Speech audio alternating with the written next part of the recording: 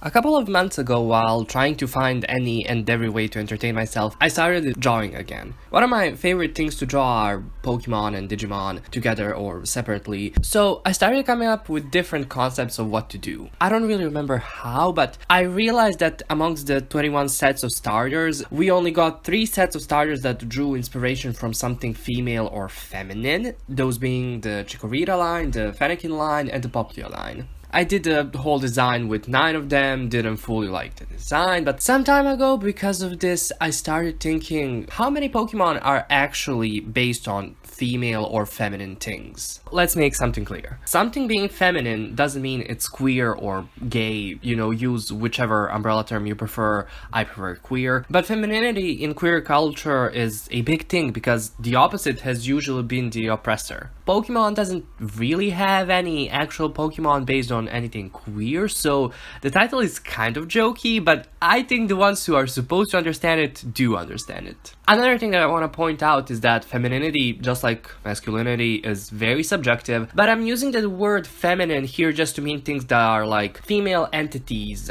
deities, mythological creatures, and so on and so on. While the title of the video does say Pokemon region, I'm only gonna be looking at which Pokemon would be part of this region, and there are 5 categories here. First category, Pokemon that draw inspiration from something female/feminine. Second category is Pokemon that are female counterparts to another Pokemon or female exclusive versions of a Pokemon. Third category is Pokemon with a sex ratio that's in favor of the females of the species, and yes, sex, not gender. Gender is a social, psychological, and cultural thing related to identity. It's only somewhat biological, while sex is completely biological. Fourth category is Pokemon that are neither male nor female, though this category does exclude legendaries, inanimate objects, and some Pokemon from space. And the 5th category is just miscellaneous. Some Pokemon fit into 2 or more categories here, but the category I put them in is the main reason why they're here. After naming these Pokemon, I will list some random stats, and that's really gonna be the whole video. Starting off with the first category, we have the starters. Chikorita, Bayleef, and Meganium. They're not necessarily based on anything feminine, but Chikorita's name has the suffix ita, which in Spanish is used for diminutive of feminine nouns. Fennekin, Braixen, and Delphox. Braixen and Delphox are based on witches. The Delph part of Delphox's name comes from the High Priestess Pythia, or to be more precise, the Oracle of Delphi.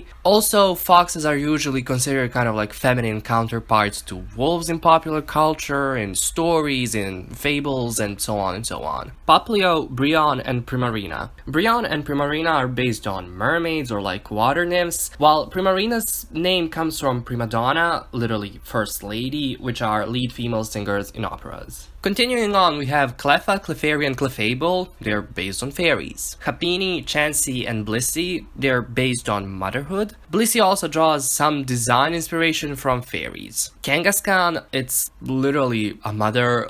Every single Kangaskhan is a mother from the second that they are hatched. Smoochum and Jinx. The mythology of them is based on the Yamauba, while their appearance draws inspiration from the Ganguro style. Jinx's appearance also resembles the stereotypical image of Viking women. Snubbull and Granbull. They're based on a Celtic mythological creature, Kusi, I think that's how it's pronounced. And while it does just look like a dog, its name literally means dog fairy. Also, there are 3 females to 1 male with these, so there's that too. Mischievous and Mismagius. They're based on banshees amongst other similar female demons. Also, Mismagius is designed after the stereotypical witch aesthetic, a pointy hat and a cloak. Miltank, based on dairy cows and also considered to be female counterparts to Tauros. Celebi is based on fairies, nymphs, and dryads. Ralts, Kirlia, and Gardevoir. Their design come from dancers, Japanese paper dolls, and the concept of a guardian angel, and even though none of these things are exclusively female or feminine, this line is here on because,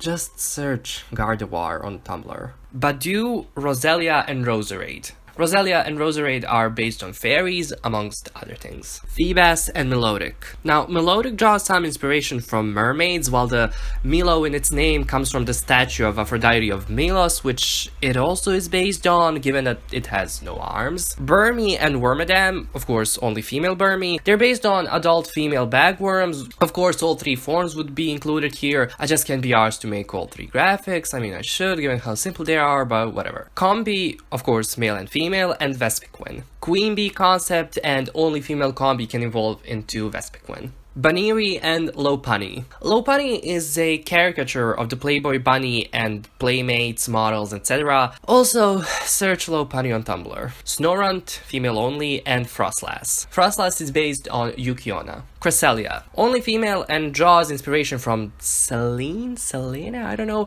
the Greek goddess of the moon. Audino, draws some inspiration from fairies and the Lolita style. Gotita, Gotorita, and Gotitel. Quite literally, they're just Gothic Lolitas. Its mythology also draws some inspiration from Romani fortune tellers. Larvesta and Volcarona. Volcarona draws some inspiration from the Egyptian goddess Hathor, I think that's how it's pronounced, and that's good enough for me. Meloetta. Overall, it's based on muses. The aria form is obviously based on singers, while the Purette form is based on ballerinas. Flabebe, Floette, and Florges, they're based on fairies and nymphs. Spritzy and Aromatis. Aromatis draws some inspiration from can-can dancers, showgirls, and burlesque dancers, amongst other things. Carbink.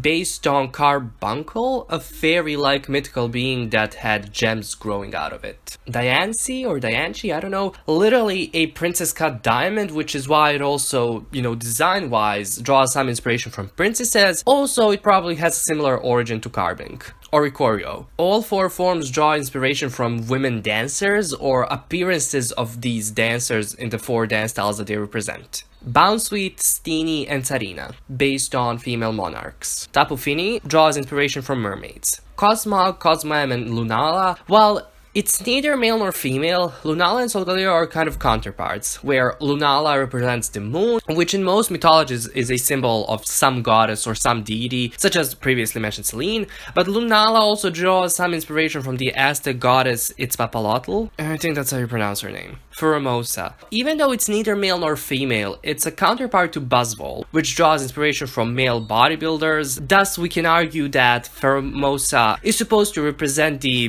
what we're told, the ideal female beauty type, someone who's tall and skinny, or it could just represent like a typical female model and is still a counterpart to Buzzwole, a typical male model. Celestila, based on Princess Kaguya from The Tale of the Bamboo Cutter. And Magirna, while being neither male nor female, its design clearly draws inspiration from some type of a ball gown, high fashion bougie type of bitch, all that. The first category has 78 Pokemon, including 5 Megas, and Mega Kangaskhan, Mega Gardevoir, Mega Lopunny, Mega Audino, and Mega Diancie, or Dianchi, whatever. Second category, as previously mentioned, is the female counterparts of certain Pokemon or female versions of certain Pokemon. This category does not include Pokemon with minimalistic sex differences, such as size of certain body parts, color, or males having a certain feature that females don't, and vice versa. However, sex difference where the Pokemon actually have different forms will be included, and in this category we have Nidoran, Nidorina, and Nidoqueen, their female counterparts to Nidoran, Nidorino, and Nidoking. Vulpix and Ninetales, their female/feminine counterparts to Growlithe and Arcanine. Also, just quickly, I want to point out that both Nidoqueen and Ninetales have lower stats and are less used than their male counterparts, which I'm not gonna say was done on purpose, but in what world is a demon fox that's also a gorgeous skinny legend weaker than an overgrown dog? Just logistically speaking, it doesn't make any sense. Anyways, next we have Illumise, a female counterpart to Volbeat. Also, its design draws some inspiration from flappers. Larias, it's a female counterpart to Larios. Pidove, Tranquil, and Unpheasant, we're looking at female ones only. Frillish and Jellicent, female ones only. And Esper and Meowstic, again, female ones only. This category gives us 15 Pokemon. Within these 15 we have Mega Larias. Of course, we are not including Vulpixes and Ninetales Alolan forms because they are regional variants only found in Alola, and this made-up region is not Alola. Third category is the uneven sex ratio favoring the females of the species. First we have Igglybuff, Jigglypuff, and Wigglytuff. There are 3 females to 1 male because I don't know, they're Pink. Corsola, 3 females to 1 male. Also cause pink. Azurill, Marill, and Azumarill. Now, Azurill has 3 females to 1 male sex ratio, while Marill and Azumarill have 1 to 1. Prior to Gen 6, there was a chance of a female Azurill evolving into a male Marill, aka Trans Legends. Skitty and Delcatty, 3 females to 1 male, I guess because they're pink and purple, but also cats are always considered feminine as opposed to dogs that are masculine, which is so stupid, but let's go with it. Love Disc, 3 females to 1 male, because pink and heart. Glemeow and Purugly, 3 females to 1 male, cause cats. Mincino and Cincino, or I don't know how to pronounce their names. 3 females to 1 male, they're kind of just based on felines, but also draw some inspiration from the 1600s hairstyles for women, so yeah, sure, they're here. Petilil and Lilligant, they're only female, and also Lilligant's body shape is possibly based on like ball gowns. Wallaby and Mandibuzz, they're only female, though if I'm being honest, I don't really know why. Litleo and Pyroar, 7 females to 1 male. This sex ratio comes from how lion packs are in real life. There is 1 main male lion, a couple of female lions, and 1 or 2 lesser male lions, of course in the cubs. Here we would just have the ladies, cause whenever women are in power, things are better. This is a fact, like, just look at history. Comfy, 3 females to 1 male. Don't really know why this is. I assume because of like Hawaiian dancers and leis, which they are based on, but leis are also worn by male dancers, so I don't know. Salandit and Salazzle. Only female Salandits evolve into Salazzle, and Salazzle's design has their kind of like skin or whatever look like they're wearing a one-piece swimsuit or some sort of like a leotard bodysuit or whatever. Here we have 23 Pokemon, and some of the choices as to why there would be more female members of the species to male ones are questionable. The 4th category is Pokemon with no sex, or Pokemon are neither male nor female, and this again excludes inanimate object Pokemon or doll-like Pokemon and some extraterrestrial Pokemon. So here we have Staryu and Starmie. Starmie is partially based on the star of Ishtar, Ishtar being a Sumerian goddess. Also, they're my favorite Pokemon, so they're here. Ditto.